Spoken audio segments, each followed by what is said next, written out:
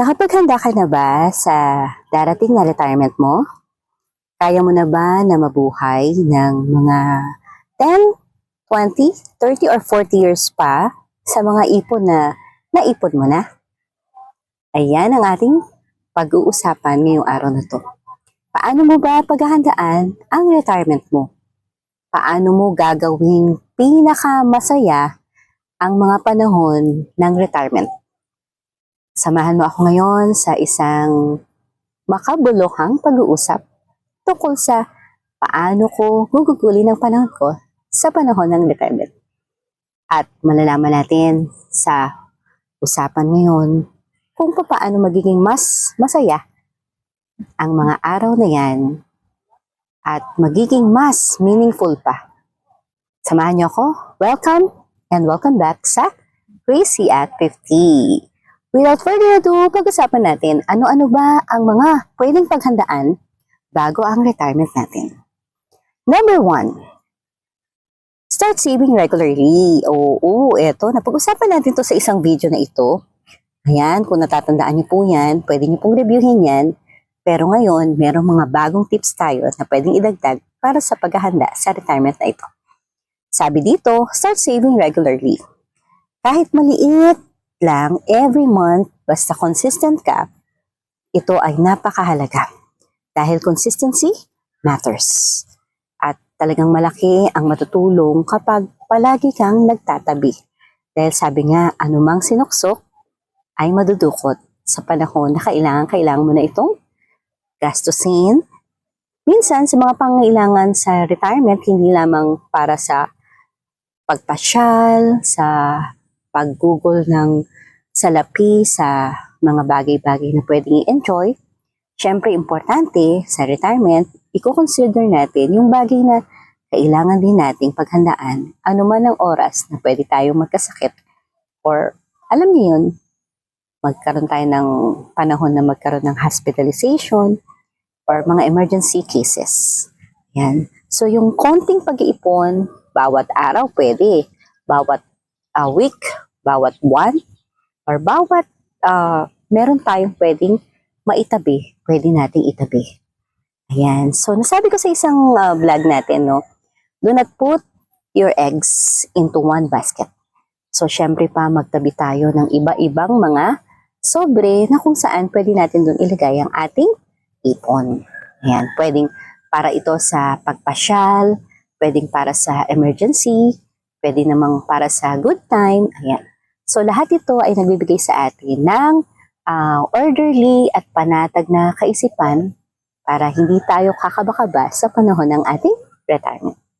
With number 2, avoid unnecessary debt or debt. Yan. So, mas magaan ang retirement kapag wala tayong buhat o bigat na utang. Siyempre pa, pag wala tayong utang, walang maniningil sa atin, walang sakit ng ulo, mas tahimik ang ating pagpapahinga sa ating retirement days dahil wala tayong sino mang tao na tinatakbuhan sa ating mga naging utang. Bago ang retirement, for example, may 5 years ka or 10 years ka na lang, sa loob ng 5 years at 10 years na yan, bayaran mo na ng unti-unti ang mga utang. Siyempre lahat tayo, guilty tayo dyan. Kailangan nating magtabi ng mga pambayad sa utang at magtabi rin ng para sa ipon natin na gagastusin sa tamang panahon ng retirement natin. Number 3, take care of your health. Kailangan mong alagaan ang iyong health. Kailangan mong patibayin ang iyong kalusugan, patibayin ang iyong immune system, patibayin ang lahat ng mga bagay-bagay tungkol sa iyong kalusugan.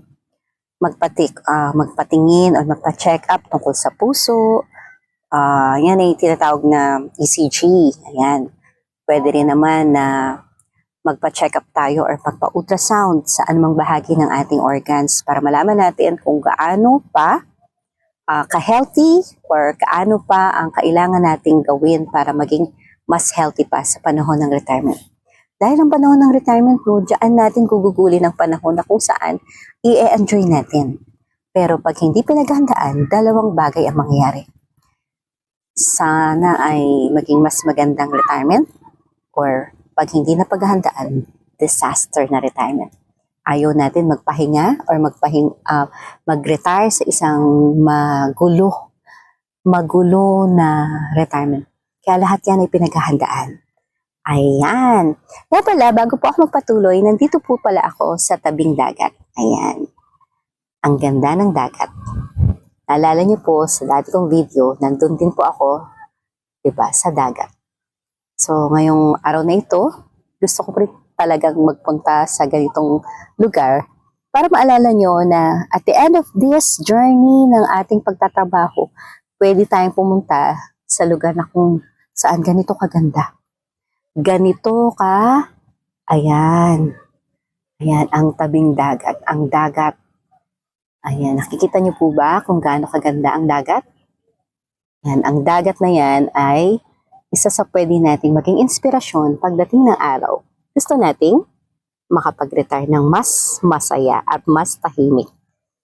Ayan, so ituloy natin. So nabanggit ko na yung tungkol sa kalusugan, kailangan nating paghandaan na bago mag-retire, kailangan malusog tayo. Kailangan tayo ay mas malakas pa kaysa sa panahon na nagtatrabaho pa tayo. Ayan. Number 4, build multiple income resources or sources. Ayan. So, kailangan handa tayo sa pamamagitan ng marami tayong pwede pang pagkakitaan.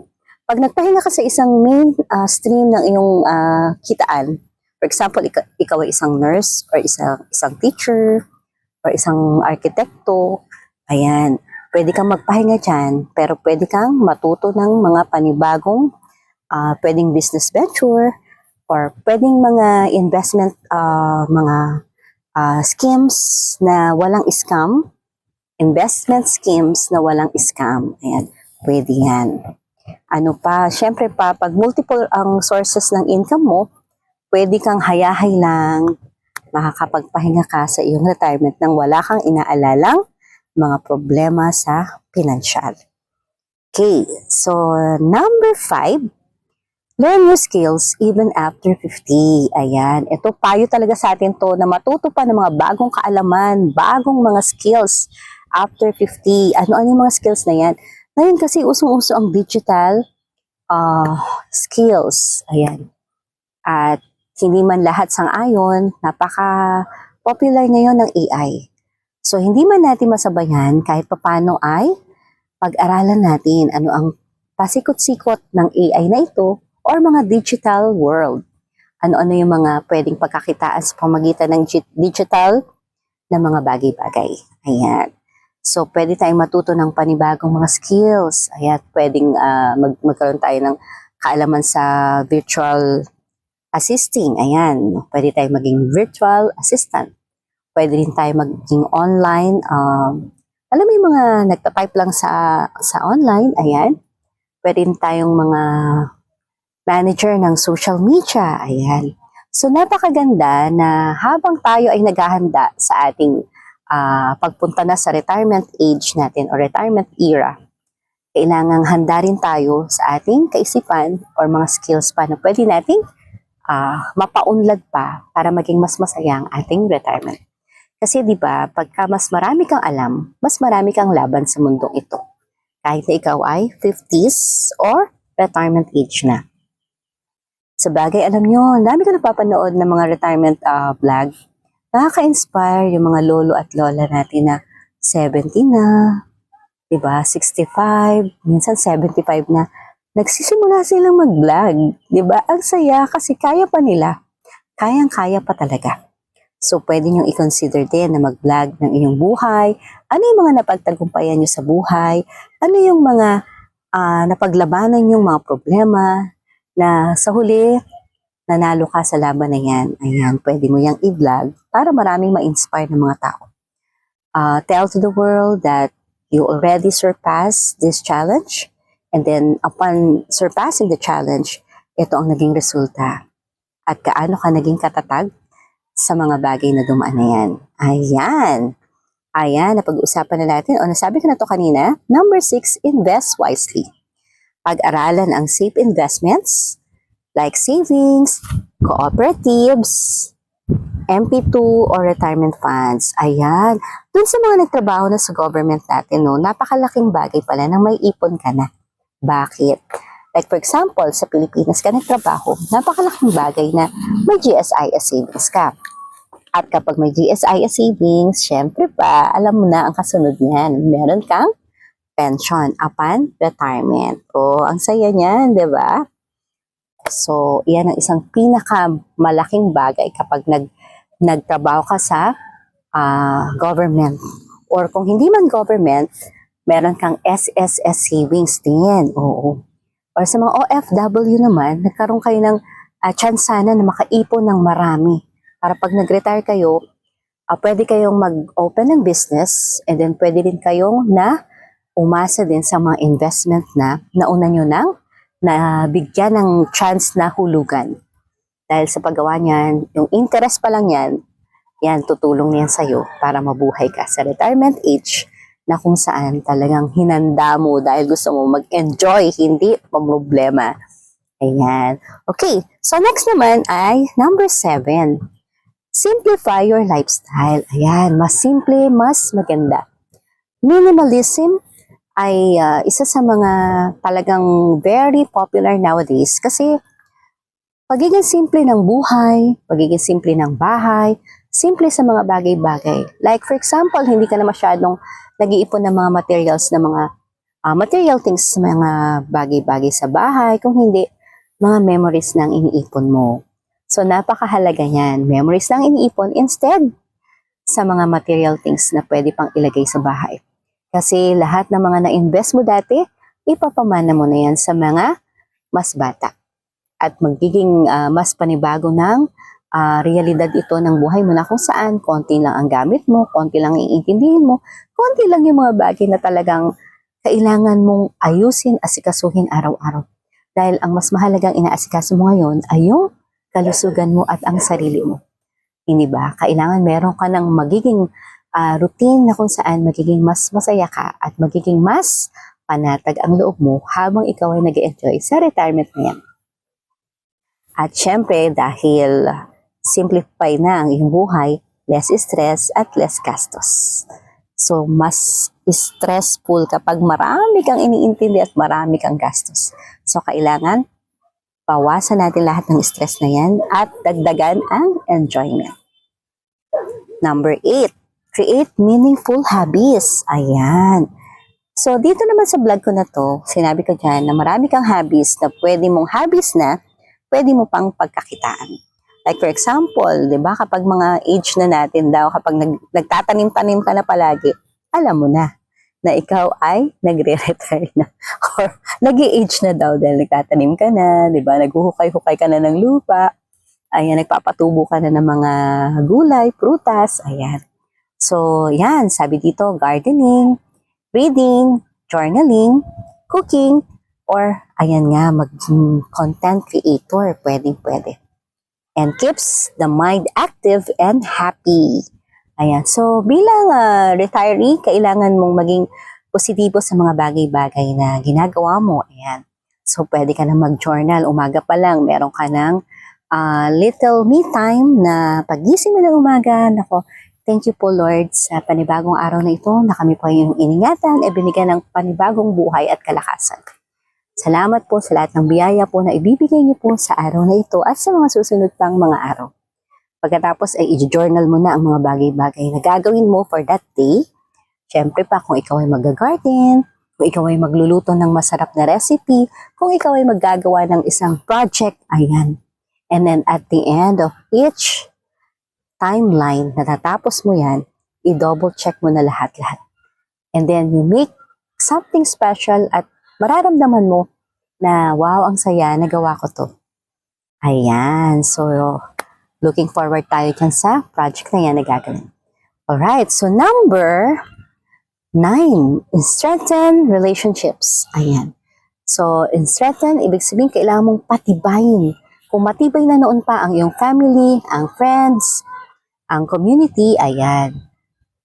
Kakaroon ka ng support or support group na kung saan ito na yung magiging mas importante na o pinaka-importante na sa buhay mo during these retirement years. So, syempre pa, alam na natin na napakahalaga ng pamilya, napakahalaga ng mga kaibigan, napakahalaga ng relationships natin sa ating inner core or outer core. So, kailangan natin na patibayin ito, paghandaan ito, para pagdating ng araw, maganda ang relasyon natin sa kahit sinong mga tao. Lalong-lalo na higit sa lahat ang family natin, ang ating pamilya na talagang pinakamamahal natin. Lalo na ang mga anak natin, especially sa mga anak natin. At syempre, hindi natin na kakalimutan yung ating partner, ang ating asawa. Okay, so number 10, ang bilis natin, number 10 na tayo. Sabi dito, prepare emotionally and spiritually. Retirement is not the end, it can become a peaceful and fulfilling new chapter. So paghandaan natin ang ating emotional at spiritual na sarili. Dahil sa paghahanda natin yan, mararamdaman natin na talagang tayo ay, alam yung parang walang kulang kasi may spiritual ka na hinanda. Yung relationship mo sa kanya ay napakatibay. At syempre, pag matibay yung relationship mo sa kanya, susunod na ang relationship mo sa mga taong nakapaligid sa'yo. At kapag naihanda mo ito emotionally, spiritually, magiging mas meaningful pa ang buhay natin. Meaningful pa ang buhay mo. So, importante yan. Kailangan natin yan na paghandaan. And then, syempre pa, nakuha natin yung 1 to 10. I-review lang natin para hindi natin makalimutan. So, ano-ano yung 10 mga paraan para sa ating retirement? Number 1, start saving regularly. Ayan. Yan, may vlog tayo dyan. Tingnan niyo yung vlog na yan. Napakaganda ng vlog na yan tungkol sa retirement. And then, number 2, avoid unnecessary debt or mga utang. Isa-isahin nang tapusin ang lahat ng utang na yan. Number 3, take care of yourself or your health. Kailangan mong alagaan ang iyong kalusugan. Siyempre pa, para maging mas malakas ka pagdating ng retirement age. 4, build multiple income source or sources. Kailangan mas marami kang income resources or sources para mas marami kang pera. Siyempre. 5, learn new skills even after 50. Ayan, hindi pa huli ang lahat para tayo ay matuto pa ng mga bagay-bagay. Kaya, kailangang alamin natin lahat yan. Ano yung mga uso, ano mga pwede nating pag-aralan. Dahil yan ay makakatulong sa atin. Sigurado yan. Ayan, so number 6, invest wisely. 7, simplify your lifestyle. Number 8, create meaningful hobbies. 9, strengthen relationships. And 10, prepare emotionally and spiritually. So yan, natapos natin yung 10 na mga ways para paghandaan ng retirement. Ngayon, minsan, may mga tao kasi na hindi nila masyadong siniseryoso yung paghahanda ng retirement nila. Minsan, sobra namang lagi silang nakapokus dun sa pera. Kailangan marami akong pera pagdating ng retirement. So, kailangan maging balanse tayo sa lahat ng inihahanda natin sa retirement natin. Maging balanse kasi marami kang pera, marami namang galit sa'yo. Or marami kang relationships, wala ka namang pera, 'di ba? So, kailangan mong i-balanse ang lahat-lahat.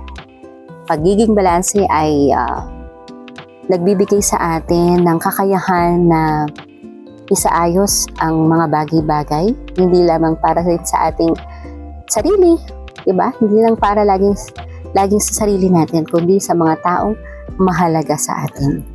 At syempre pa, paghandaan, lalong-lalong higit na yung ating kalusugan sa ating retirement. Kasi paano natin i-enjoy ang retirement kung hindi naman tayo malusog, diba? So, balanse ang spiritual, ang kalusugan, at syempre ang financial. Lahat ng aspeto ng retirement aspects kailangan natin paghandaan. So, yan lamang po ang gusto kong i-share sa hapon na ito. Nandito po pala kami sa tabing dagat muli para mag-unwind, ayan, mag-refresh at maging masaya kahit pa paano nakapahinga sa magulong mundo ng city. Ayan. So, marami pong salamat sa inyong pagsubaybay. Sa tuwing na hindi ko po makakalimutang sabihin sa inyo na sana po lagi po kayong umiinom ng inyong vitamins, supplements, maintenance, magkaroon ng maayos na tulog, magkaroon ng maayos na gising, ayan. At syempre kung kaya pang tumakbo-takbo or lumakad-lakad at pag-exercise at magkaroon ng tamang diet, napakahalaga po niyan. Dahil ito rin ay mga paghahanda sa retirement. At syempre, hindi natin nakakalimutan lalo na sa lahat ng mga pinagbibisihan natin at sa lahat ng mga ginagawa natin sa bawat araw, yung pagpapasalamat natin sa Diyos, napakalaking bagay yan. Kasi naririnig niya na tayo ay very thankful at tayo ay very grateful pa na dumating sa ating retirement age or retirement, alam niyo yan, retirement na timeline ng buhay natin. So yan lamang po at hindi ko po makakalimutan ulit sabihin na please like, share at subscribe po sa ating channel. Sana po bigyan niyo po kami ng pagkakataon na mag-grow sa pamagitan po ng pag-hit ng subscribe sa inyong button. Thank you so much po at stay maganda inside out. God bless po. Bye-bye!